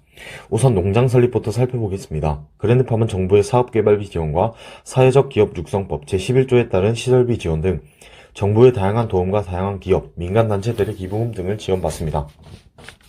그 다음 전국 각지의 도시, 촌락의 빈터에 농장, 과수원 등을 설립합니다. 이 부분에서 전국 각지에서 모인 독거노인 분들이 무비용으로 직접 채소나 과일을 심고 기를 수 있게 발판을 마련해 드릴 것입니다. 또한 기존에 있던 농장, 과수원과 협업해 자본 마련에 부담을 줄이려고 계획 중입니다. 다음은 판매 부분입니다. 우선 독거노인 분들이 수확물을 원하시면 수확물의 일부를 드립니다. 나머지는 온 오프라인 판매 제도로 정부의 공공기관 우선구매 정책을 통해 농장 과수원에서 나온 수확물들을 판매합니다. 노동 후 수입을 원하시면 본사에서 정부의 공공기관 우선구매 정책을 이용해 결과물들을 팔아 직접 수익의 일부를 전달해 드릴 것입니다. 그러나 이런 정부의 공공기관 우선구매 정책을 이용하려면 유급근로자가 반드시 있어야 합니다. 유급근로자는 본사에서 경영과 마케팅을 담당하거나 농장 관리직을 맡도록 하여 실업청년들을 대상으로 고용할 것입니다.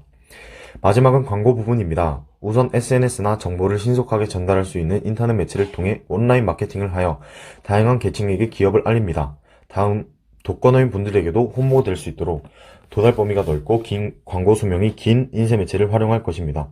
사회복지사 분을 통해 전달하거나 경로당에 직접 인쇄 매체를 가져다 드리는 방법을 활용할 수 있습니다. 우리 그랜드팜의 실행 계획이 기존 방식과 다른 점은 다음과 같습니다. 기존의 정부는 독거노인 고독사 문제 해결법으로 이웃살피미 제도를 사용해 왔습니다. 이 이웃살피미 제도는 고립가구를 방문하여 독거노인의 안부를 확인하거나 낙인감이나 자존심 때문에 방문을 거부하는 1인 가구의 건강 음료 배달 등을 통해 안부를 확인하는 제도입니다.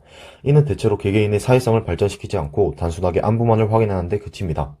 그러나 저희는 농장 과수원 안에서의 일자리 제공, 소득 제공뿐만이 아니라 그 안에서의 다른 노인들과의 소통으로 외로운 문제를 해결할 수 있습니다.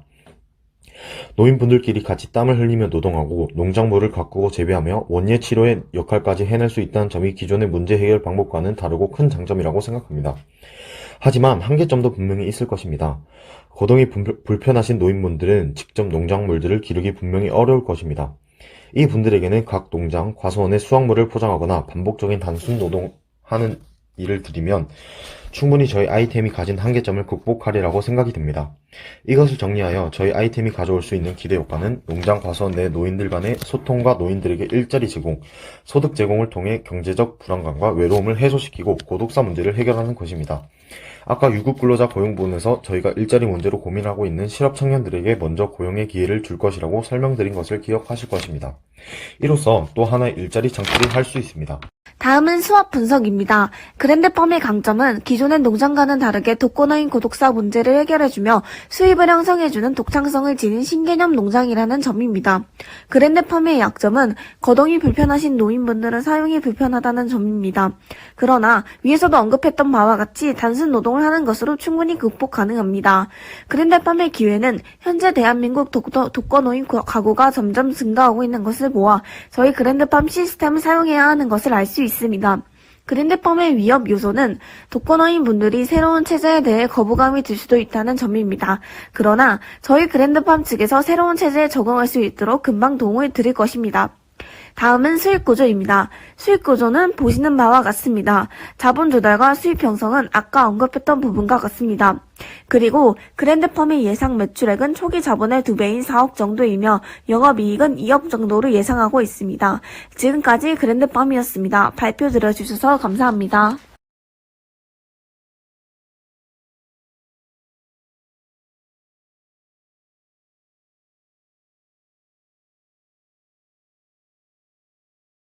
안녕하십니까. 저희 팀이 중요히 생각하는 가치는 집단의 힘입니다. 담쟁이 넝쿨은 개별 생물로서는 넘기 힘들어 보이는 벽을 서로에 의지하여 결국 넘어서기에 저희 팀의 가치를 담기에 적합하다고 생각하여 팀명으로 정하게 되었습니다.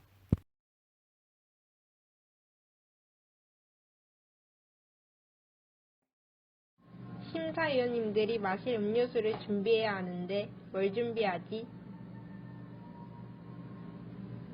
이 음료수 산지 좀 됐는데 괜찮겠지?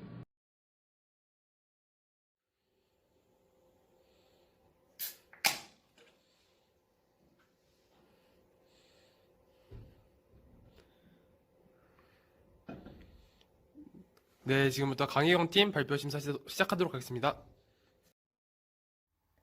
지금부터 발표를 시작하겠습니다. 요즘 쓰레기 문제가 심각하다고 합니다. 그래서 저희는 그중 음식물 쓰레기에 초점을 맞추어 조사했습니다.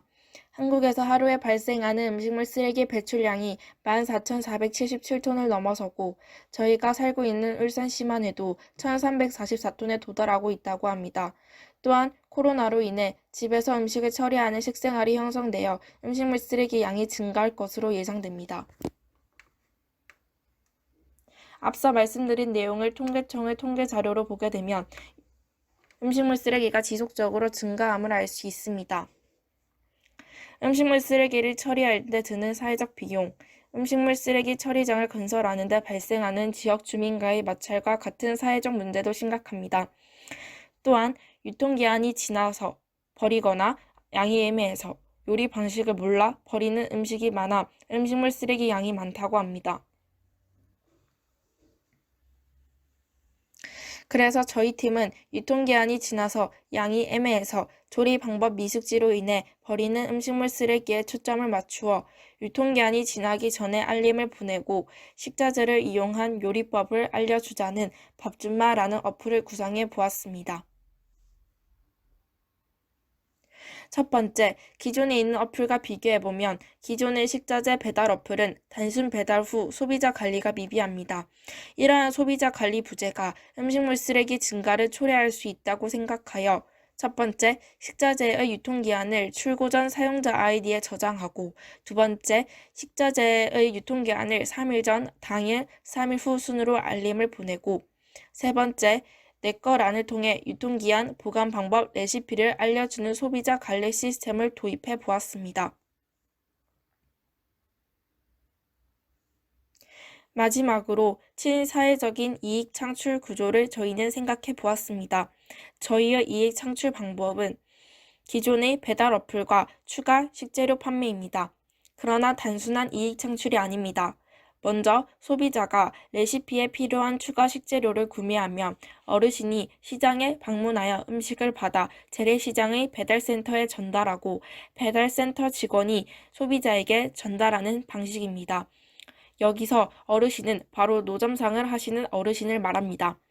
노점상은 사고의 위험이 있을 뿐만 아니라 불법이므로 어르신들을 고용하여 안전한 일자리를 제공해 이와 관련된 사회 문제 또한 해결해 친사회적인 구조를 구성해 보았습니다. 감사합니다.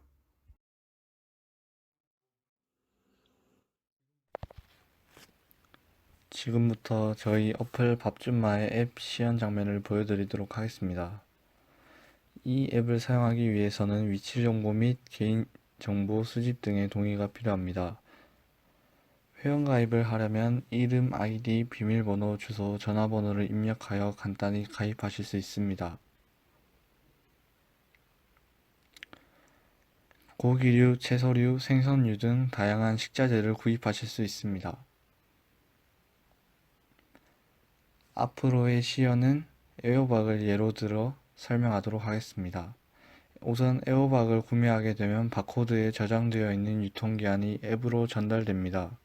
식자재의 유통기한이 3일 전, 당일, 3일 후에 맞추어 저장되고 이에 따라 식자재의 유통기한이 알림의 형태로 전달됩니다.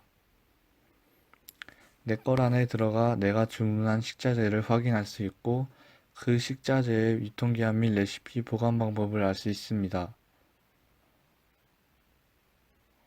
만약 애호박을 주문한다면 구매한 날짜 및 전문가의 소견에 따라 정해진 유통기한을 확인할 수 있습니다. 그리고 애호박을 이용한 다양한 레시피도 볼 수 있습니다. 그 식자재들을 더 잘 보관할 수 있는 방법 또한 기록되어 있습니다.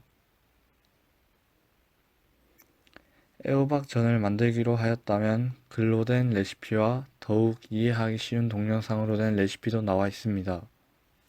만약 부족한 재료가 있다면 근처의 재래시장을 통해서 구매하실 수 있고 이를 통해 지역 상권 활성화를 도모하실 수 있습니다.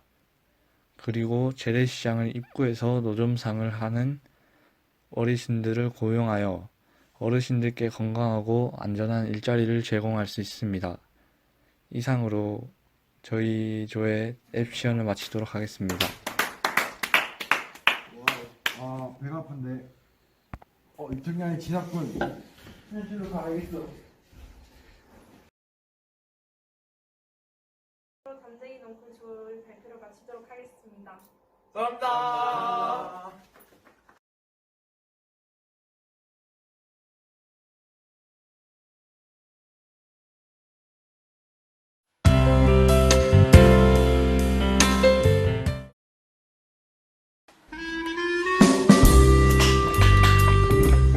아, 오늘 뭐하지? 정말 할 게 없는 걸.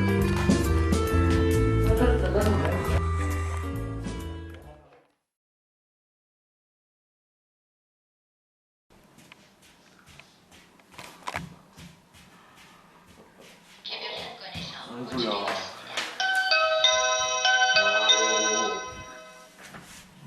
이게 저 윗집인데 왜 이렇게 시끄러우세요?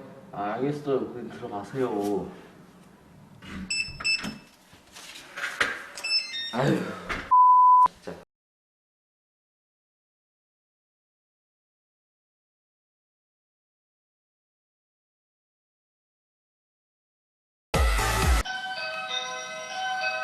눈을 일단 떴고.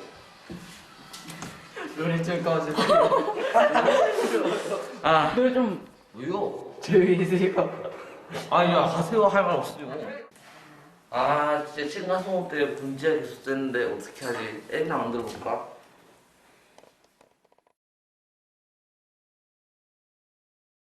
와, 드디어 앱을 다 만들었다.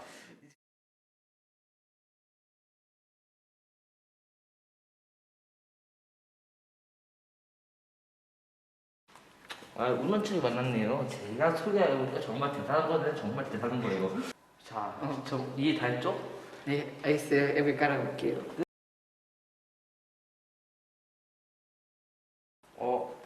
이웃들의 상태를 보니 정말 편리한걸? 밑에 집은 초록 보이네. 그러면 난 뛰어놀 수 있겠다. 예! 슈! 예! 혹시 내가 뛰어내려 하지 않았겠지? 왜 빨간 불이지?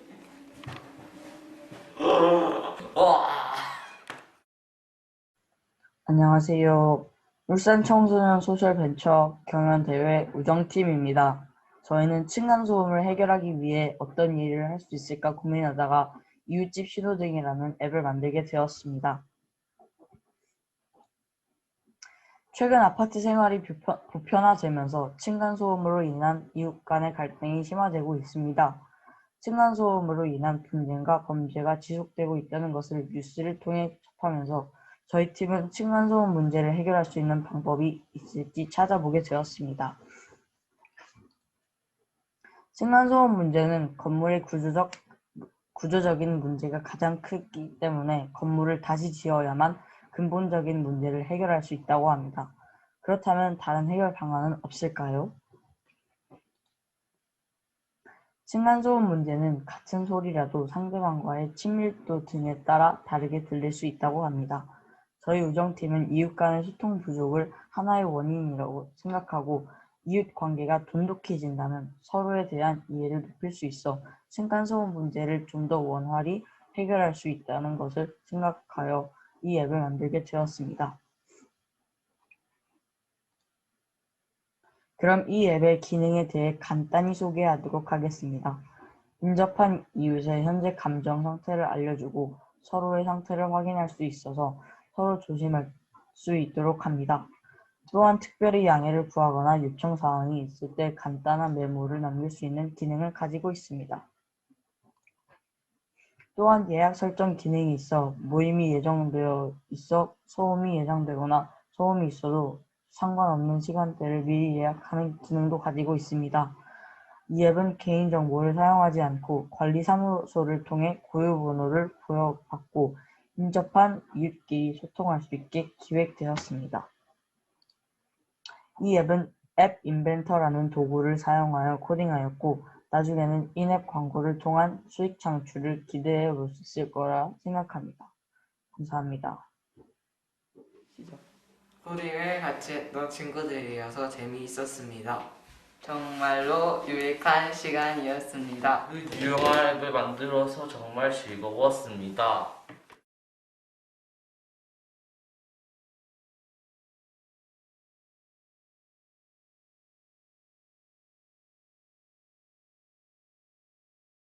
네, 이것으로 총 10개 팀의 반짝반짝한 아이디어 발표가 모두 마무리되었습니다. 우리 사회의 문제에 대해 여러분들이 고민해보고 나아가 해결 방안까지 발표하면서 의미 있는 시간이 된 것 같아 매우 기쁘고 희망적입니다.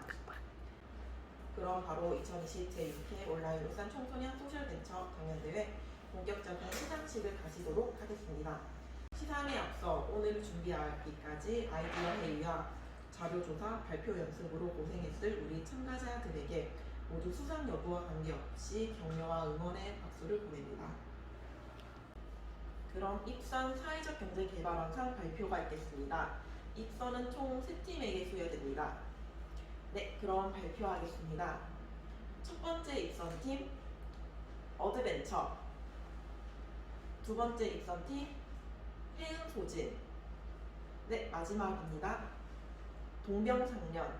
네, 세 팀 모두 네, 축하드립니다. 팀 어드벤처, 팀 해흥소진, 팀 동병상련. 위 사람은 사회적경제개발원이 주최하고 울산과학대학교와 하남법인 소셜커뮤니티가 공동 주관하며 울산광역시 교육청과 한국CNC 등이 후원하는 2020 제6회 온라인 울산 청소년 소셜벤처 경연대회에서 입선에 선정되었으므로 이 상장을 수여합니다.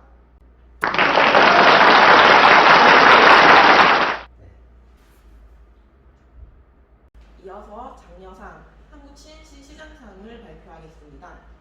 장려상, 그랜드팜 축하드립니다. 팀 그랜드팜, 위 사람은 사회적경제개발원이 주최하고 울산과학대학교와 사단법인 소셜커뮤니티가 공동 주관하며 울산광역시 교육청과 한국CNC 등이 후원하는 2020 제6회 온라인 울산 청소년 소셜벤처 경연대회에서 장려상에 선정되었으므로 이 상장을 수여합니다.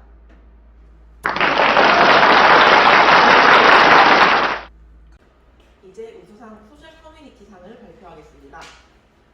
우수상 우정 축하드립니다. 팀 우정, 위 사람은 사회적경제개발원이 주최하고 울산과학대학교와 사단법인 소셜커뮤니티가 공동 주관하며 울산광역시 교육청과 한국CNC 등이 후원하는 2020 제6회 온라인 울산 청소년 소셜벤처 경연대회에서 우수상에 선정되었으므로 이 상장을 수여합니다.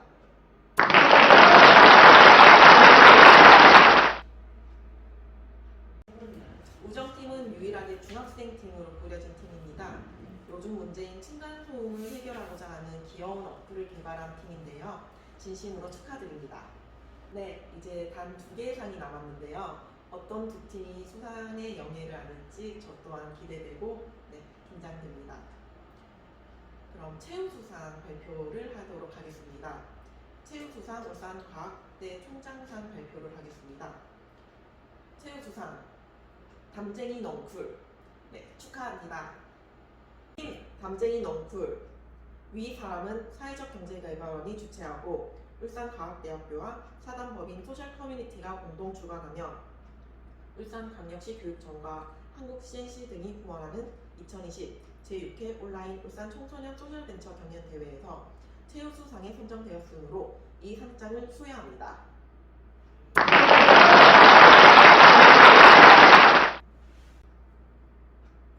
음식물 쓰레기를 줄이기 위한 어플을 개발한 팀입니다. 담쟁이 넝쿨 진심으로 축하드립니다.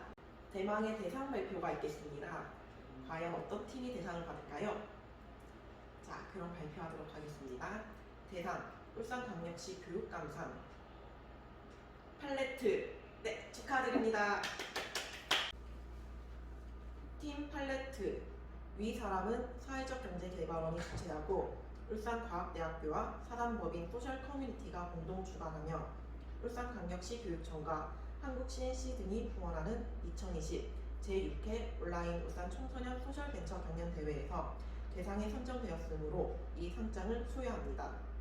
2020년 11월 7일 울산교육청 교육감 노기.